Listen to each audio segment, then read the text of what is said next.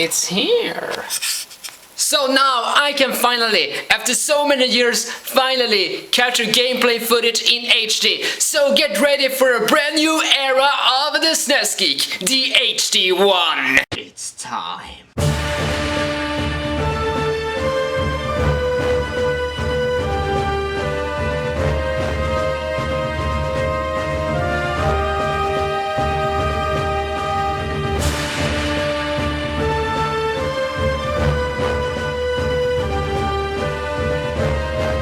I'm back.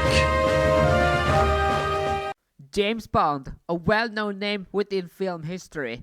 The novels were first written by Ian Fleming and then they were adapted into film. The first one became a massive hit back in the mid-1950s when it was released, so it has been doing well ever since. This is one of the few franchises to not have a massive flop behind it, and plenty that have made lots of money across the world, almost being as iconic as Star Wars. But of course, with how this world works, if something is really popular, then capitalizing on it is a good idea. In the world of video games, there are endless possibilities to adapt films into video games to capture that feel. It would take until 1997 for the first James Bond game to become a success, that being GoldenEye for the Nintendo 64, which also showed first-person shooters can work well on game consoles. It wouldn't take too long for the James Bond games to hit a golden age with Activision, who were able to acquire the rights to release even more video games, entering the James Bond game trilogy.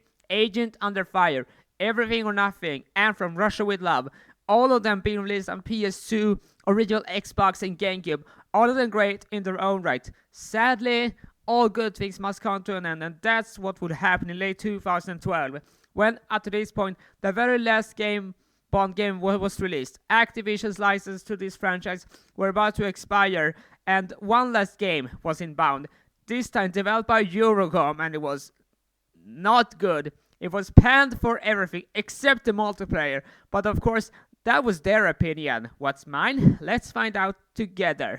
And so the game begins with James Bond being shot and falling down a bridge, dying. Then he begins seeing visions of the past with familiar faces, all of them being faces of previous Bond villains. Why would he remember people he has never met before? Who cares? It's a video game. You are then somehow being transported to an apartment, and you will notice a woman at a bed covered in gold. And your mission is to do whatever. I don't actually know what it is.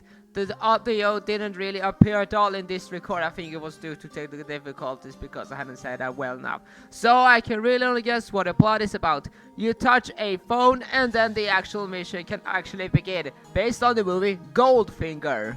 One thing you will notice during the capture of this footage and this gameplay is that I suck at first-person shooters.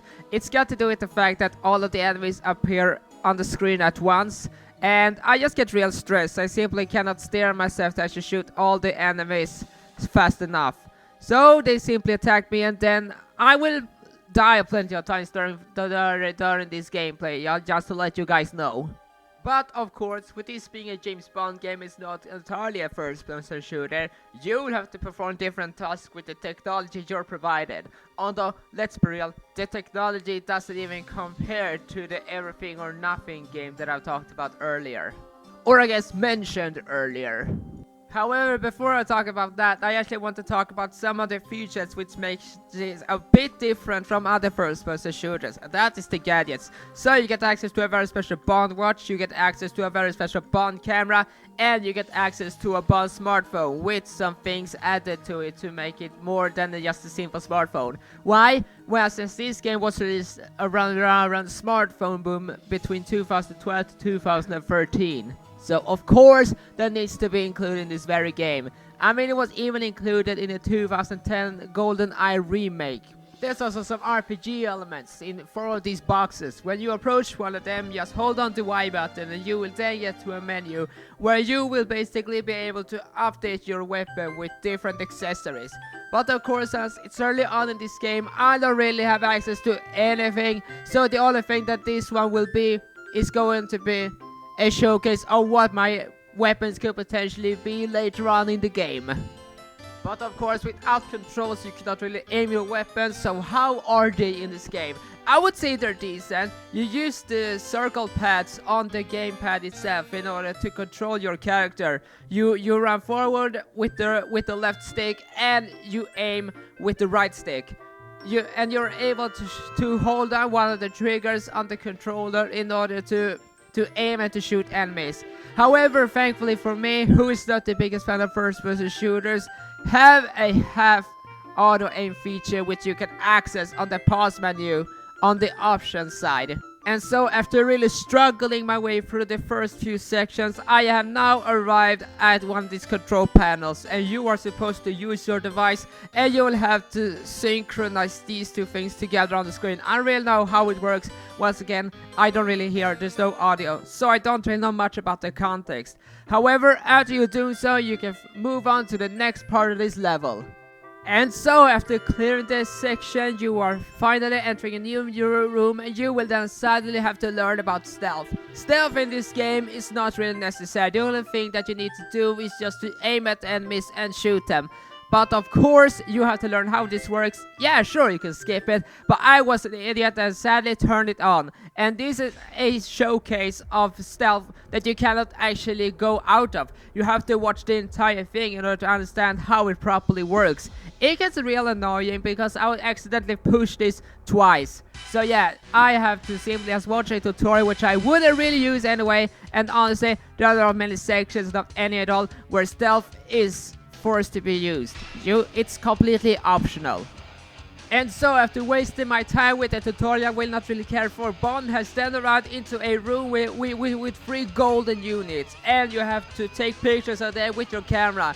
You have to find 3 of them, and I swear to God, I must be the dumbest person on this entire planet, because I couldn't find all of them at once. I searched in this room for multiple minutes, until I realized it was in plain sight. I just wasn't looking, I didn't really know what I was doing, and so after finally taking the 3 pictures, I could finally move on to the next section. And so after snapping pictures for his Facebook page, Bond finds himself with another woman, and I think this is supposed to be Britt Ekland's character. You know, the one woman that was actually supposedly killed from having her body covered in gold paint? Well, it turns out that's not really the case. She's much alive in real life, and believe me, I know. And so you are going to follow her to somewhere I don't know. Once again, the dialogue wasn't heard, nor sound.